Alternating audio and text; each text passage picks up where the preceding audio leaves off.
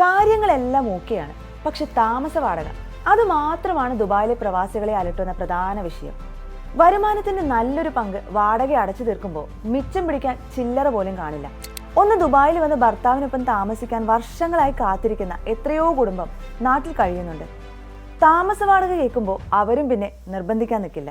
200ഓളം വരുന്ന രാജ്യങ്ങളിൽ നിന്നുള്ള പ്രവാസികൾക്ക് സ്വന്തം പൗരന്മാരെ പോലെ പരിഗണന നൽകുന്ന ദുബായ് ഭരണകൂടം ഇപ്പോൾ ആ പരാതിക്കും ഒരു സൊല്യൂഷൻ കണ്ടെത്തിയിരിക്കുകയാണ്.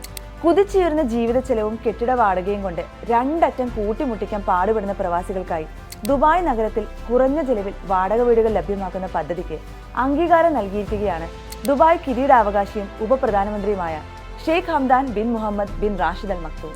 കുറഞ്ഞ വാടകയിൽ ഉയർന്ന നിലവാരമുള്ള 17,080 വീടുകളാണ് ദുബായിയുടെ വിവിധ ഭാഗങ്ങളിലായി നിർമ്മിക്കാൻ ലക്ഷ്യമിടുന്നത്. ആദ്യഘട്ടത്തിൽ 14 ലക്ഷം ചതുരശ്ര മീറ്ററിൽ നിർമ്മിക്കുന്ന വീടുകൾക്ക് അവശ്യ സേവനങ്ങളുടെ ലഭ്യതയും ഉറപ്പുവരുത്തും. ദുബായ് അർബൻ മാസ്റ്റർ പ്ലാനിന്റെ ഭാഗമായാണ് എമിറേറ്റിലെ വിദഗ്ധരായ പ്രൊഫഷണൽസിനെ ലക്ഷ്യമിട്ട് പദ്ധതി നടപ്പിലാക്കുന്നത്. വൈവിധ്യങ്ങളെ സ്വീകരിക്കുന്ന രാജ്യത്തെ എല്ലാ വരുമാനക്കാരായവർക്കും ഗുണനിലവാരമുള്ള ഭവനങ്ങൾ കുറഞ്ഞ ചെലവിൽ എത്തിക്കുന്ന പദ്ധതിക്ക് വേണ്ടി ആകാംക്ഷയോടെ കാത്തിരിക്കുകയാണ് പ്രവാസ ലോകം.